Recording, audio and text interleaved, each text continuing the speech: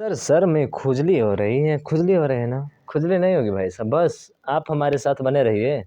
बात करेंगे matrix. Matrix का फर्स्ट वीडियो आपका अपलोड हो चुका है भाई साहब, पूरे नोट्स के साथ, ठीक है ना? आपको नोट्स बनाना है यार, ऐसे नहीं पढ़ना है हवा-हवाई में, ठीक है ना? हाँ, नोट्स भी अच्छे से बनाइएगा। तो चलिए आज हम बात करेंगे टाइप 2 में कैसे क्वेश्चन आपके पूछे जाते हैं, पूछे गए हैं क्लास 12th के मैथ चैप्टर नंबर 3 मैट्रिक्स यानी कि अवयव में, ठीक है ना? तो चलिए भाई साहब, इसमें पूछा है कि यदि किसी अवयव में अवयव की संख्या 18 है तो संभावित कोटियाँ ज्ञात करो, या संभावित संख्या कितनी होगी इसकी, ठीक है? ये हमसे पूछा जाएगा इसमें क्वेश्चन। कभी-कभी संख्या भी पूछ लेता है, कभी-कभी पूछता है कि संभावित कोटियाँ ज्ञात करें क्या-क्या होती हैं। तो चलिए इसको बड़ा आसान तरीका है सर। 18 को आपको करना है, मतलब 2 चीज़ों को ऐसा गुणा कराना है जिसको गुणा कराने पर क्या आ जाए? 18 आ जाए। क्या आ जाए भाई साहब? 18 आ जाए। तो इसका मतलब है कि सर अगर हम लिखते हैं पहला, तो 1 गुणे कितना हो जाएगा? 18। 18 आएगा, बिल्कुल। आप कहेंगे फिर 2 से करेंगे तो 2 गुणे कितना हो जाएगा? 9। फिर 3 से करेंगे तो 3 क्रॉस कितना हो जाएगा? आप कहेंगे 6। बनेगा कि नहीं बनेगा? फिर से उसके बाद से 3 क्रॉस 6 हो गया, 3 क्रॉस 6 के बाद से क्या आएगा? आप कहेंगे सर अब तो लगता है नहीं आएगा, लेकिन सर 1 इंटू 18 है, तो क्या 18 इंटू 1 आ सकता है? आप कहेंगे बिल्कुल आ सकता है सर। आप कहेंगे सर 2 क्रॉस 9 आया है, तो क्या 9 क्रॉस 2 आ सकता है? आप कहेंगे बिल्कुल आ सकता है सर, 9 क्रॉस 2 आएगा कि नहीं आएगा भैया? हाँ, बिल्कुल आएगा। आप कहेंगे सर ये एक ही हुआ। नहीं, एक ही नहीं हुआ, मैं आपको बताऊँगा, आगे बताऊँगा, ठीक है ना? आप मेरे साथ बने रहिएगा कि सर 2 क्रॉस 9 आप समझ रहे होंगे और 9 क्रॉस 2 समझ रहे होंगे कि एक ही है, घंटा है, समझ रहे हैं ना? घंटा है, एक ही नहीं है, 2 अलग-अलग हैं, ठीक है ना? तो इसका विशेष थोड़ा-सा ध्यान रखिएगा आप लोग। हम बताएँगे आपको, ठीक है? आप साथ हमारे रहिएगा बस। साथ दो ना यार, तुम्हारा साथ हम जन्मों-जन्म तक देंगे, ठीक है? ये नहीं दिखाई दे रहा था, बिल्कुल। अब उसके बाद से सर 3 गुणे 6 है, तो इसको क्या लिख सकते हैं? 6 गुणे 3 लिख सकते हैं। तो ये संभावित कोटियाँ इसकी हो जाएँगी। कितनी हो गई सर? आप कहेंगे सर 1, 2, 3, 4, 5, 6। अरे सर अगर संख्या पूछे, संभावित कोटियों की संख्या पूछे, तो भैया प्यारा सा आंसर क्या हो जाएगा? प्यारा सा आंसर आपका 6 हो जाएगा। समझ में आया क्या? अरे समझ में आया? किसी का भी कोटियाँ आप निकाल सकते हो भाई साहब। संभावित कोटियाँ पूछे या संभावित कोटियों की संख्या पूछे, आप यहाँ से आसानी से निकाल सकते हो।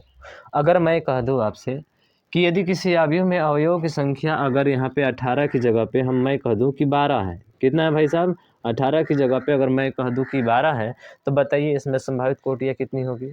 संभावित कोटियों की संख्या कितनी होगी या संभावित मान इसके कितने होंगे? तो आप कहेंगे सर 12 है, तो 12 को लिख सकते हैं 1 गुणे 12 और यहीं पे कर दीजिए 12 गुणे 1। उसी तरह से 2 गुणे 6 कर सकते हैं यहाँ पे, और 6 गुणे क्या कर देंगे? 2। उसी तरह से 3 गुणे 4 कर देंगे और 4 गुणे क्या कर देंगे? 3 कर देंगे। और भी हो सकती हैं क्या? देखिए तो सर, और तो नहीं लग रहा है। 6 दूना 12 हो ही गया। अब उसके आगे नहीं जा सकते हम लोग, बस इतना ही बनेगा। यानी कि 1, 2, 3, 4, 5 और ये 6, इसकी भी संख्या कितनी होगी? 6 होगी और संभावित कोटियाँ आपके सामने दिख रही है क्रॉस में, ठीक है? 12 क्रॉस 1 और 1 क्रॉस 12। समझ में आ गया क्या? ऐसे क्वेश्चन आपके टाइप 2 में पूछे जाते हैं। अब आएगा तो आप उसको चुटकी बजाते ही कहानी ख़त्म कर दोगे। कर दोगे ना मेरे भाई? तो इसी बात पे लाइक कीजिए और शेयर कीजिए और इसको सब्सक्राइब कीजिए, ठीक है? और बेल आइकन को भी दबा दीजिएगा भैया, तभी तो वीडियो अपलोड होगा तो आपको जल्दी से मिलेगा। ठीक है, ठीक है। अब टाइप 3 नंबर में कैसे सवाल पूछे जाते हैं, ज़रा उसकी बात हम लोग करते हैं, ठीक है? देखिए टाइप 3 नंबर में सवाल कैसे पूछे जाएंगे, इसकी बात करें तो सर टाइप नंबर क्या आ रहा है? 3 आ रहा। टाइप 3 में आपके बुक में जो क्वेश्चन पूछा गया है वो कुछ इस तरह से पूछा गया है कि ए दे दिया है यहाँ पे आई और जे बराबर, यहाँ पे लिख दिया है आई प्लस जे का क्या? Whole square. I plus J का क्या बोला है इसने? होल स्क्वायर बोला है। मतलब इस तरह से दिया है, यहाँ पे लिख देते हैं है। तो क्या करना है? 2 गुणे 3 कोटि की, 2 गुणे 3 कोटि की, 2 गुणे 3 कोटि की आयु ज्ञात कीजिए। 2 गुणे 3 कोटि की आयु क्या करना है आपको? ज्ञात करना है। अब जरा ध्यान से देखिएगा इसमें 2 गुणे 3, तो 2 गुणे 3 का मतलब होता है सर कि ए बराबर 2 गुणे 3 बोला है, तो अवयव को ऐसे दिखा जाता है 2 गुणे 3, मतलब पंक्ति कितनी होनी चाहिए? 2 होनी चाहिए। इसको जब भी दर्शाया जाता है ना, तो पहला जो होता है A11 होता है, दूसरा होता है A12 होता है। देखिए 3 स्तंभ है, तो ये पहला स्तंभ, ये दूसरा स्तंभ, और ये क्या हो जाएगा सर, तीसरा स्तंभ हो जाएगा। हो गया स्तंभ यहाँ पे, कोई दिक्कत है नहीं। उसके बाद से सर हमें 2 पंक्ति चाहिए ना, तो ये तो पहली पंक्ति हुई। अब दूसरी पंक्ति स्टार्ट करेंगे तो किस नंबर से, 2 नंबर से, तो ये हो जाएगा A21 A22 अरे A23 हो जाएगा। ये हो गई हमारी 2 × 2 कोटि का आव्यूह। पर ध्यान रखिएगा I + J पूछा है, इसका होल स्क्वायर में चाहिए, तो हमें A11 निकालना पड़ेगा, 12 निकालना पड़ेगा, 13 निकालना पड़ेगा, सबको अलग अलग निकालना है। चलिए निकालते हैं।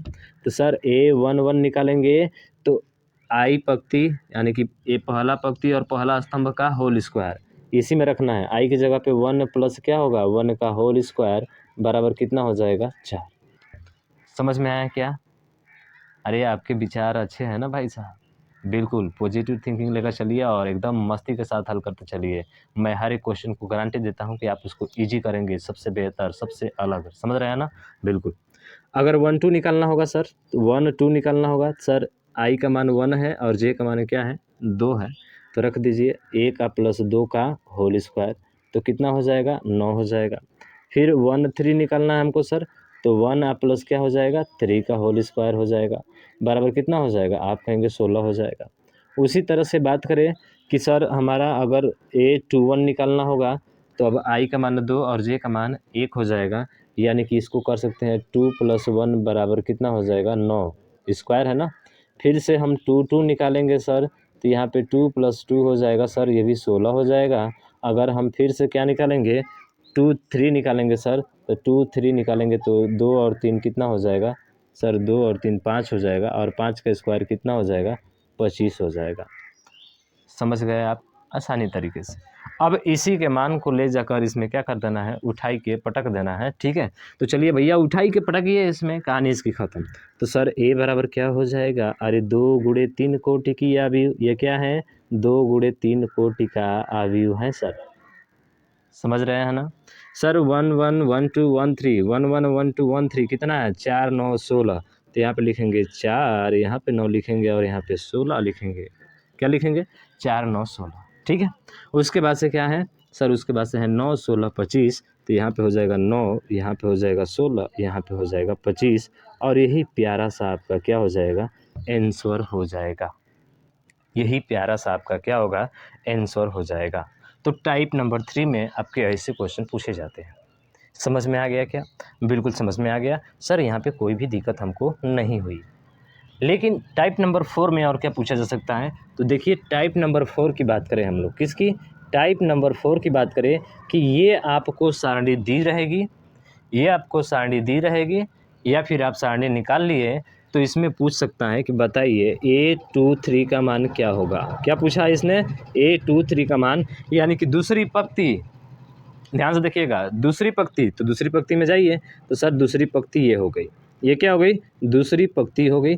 दूसरी पंक्ति और तीसरा स्तंभ भैया, तो तीसरा स्तंभ इसी में देखना है, दूसरी पंक्ति ही होनी चाहिए, स्तंभ में तीसरा होना चाहिए। तो यहाँ पे देखिए पहला हो गया, दूसरा हो गया, तीसरा हो गया।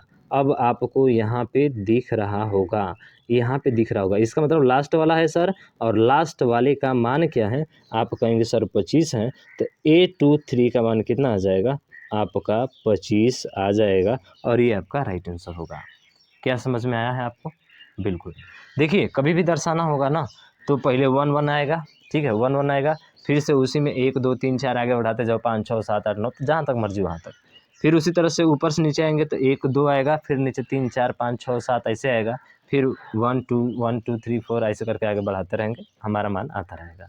समझ रहे हैं ना? बिल्कुल। हाँ, अच्छे तरीके से समझ में आ रहा होगा, कहीं पे कोई दिक्कत नहीं हो रहा होगा।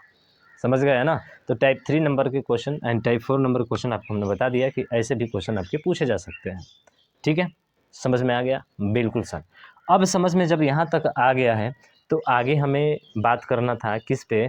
आगे बात करना था सर आव्यूह के प्रकार पे। बहुत ही महत्वपूर्ण है सर आव्यूह के प्रकार, समझ रहे हैं ना? अगर आव्यूह के प्रकार को आप समझते हैं तो समझिए कि आपका 90% काम जो है यहाँ से ख़त्म हो गया, लगभग पूरा ख़त्म ही हो जाएगा, समझ रहे ना। अब डायरेक्ट भैया प्रश्नावली पे कूदना है, कूद कूद कर हल करना है। कूद कूद कर हल करने का मतलब ये नहीं है कि आप जो है एक छोड़ेंगे या तीसरा को हल करेंगे। अरे भैया उसको लाइन से हल करना है, लाइन से सीक्वेंस वाइज करेंगे हम लोग, ठीक है। एक भी क्वेश्चन नहीं छूटेगा आपको, मैं गारंटी देता हूँ आपसे, ठीक है। तो सर अवयव के प्रकार में देखिए क्या क्या पढ़ना है हमें। पढ़ना है पक्ति अवयव, क्या पढ़ना है, पक्ति अवयव। हमें पढ़ना है स्तंभ अवयव, ठीक है। हमें पढ़ना है आयतकार अवयव, वर्गकार अवयव, ठीक है। उसके बाद से विकर्ण अवयव, इकाई अवयव, तमाम है सर। अदिश अवयव, समझ रहे हैं ना। उसके बाद से अदिश अवयव के बाद से जो है आपका लगभग समाप्त हो जाएगा। एक समान अवयव होता है, उसको भी बारे में जानेंगे हम लोग, ठीक है। और कुछ ऐसे प्रश्न पूछे जाते हैं जिनके बारे में जानना हमको ज़रूरी होता है, तो इसको भी हम लोग नेक्स्ट वीडियो में बात करेंगे। अभी तो इसमें पूरा नहीं हो पाएगा, बरसक अगले वीडियो में मैं प्रयास करूंगा कि इसको पूरा कहानी खत्म कर दूं भाई साहब, तब कि आने वाले समय में आपको कहीं पे कोई दिक्कत नहीं हो।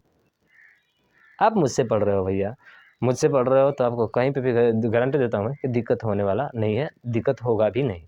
बशर्ते आप थोड़ा सा हेल्प कीजिएगा भाई, इसको ज़्यादा से ज़्यादा शेयर कीजिएगा, ठीक है। और कहिएगा सब्सक्राइब कर ले, बेल आइकन को भी दबा दे, ताकि जो भी वीडियो अपलोड हो ना तो उसका नोटिफिकेशन उनको मिल जाए भाई को, ठीक है ना।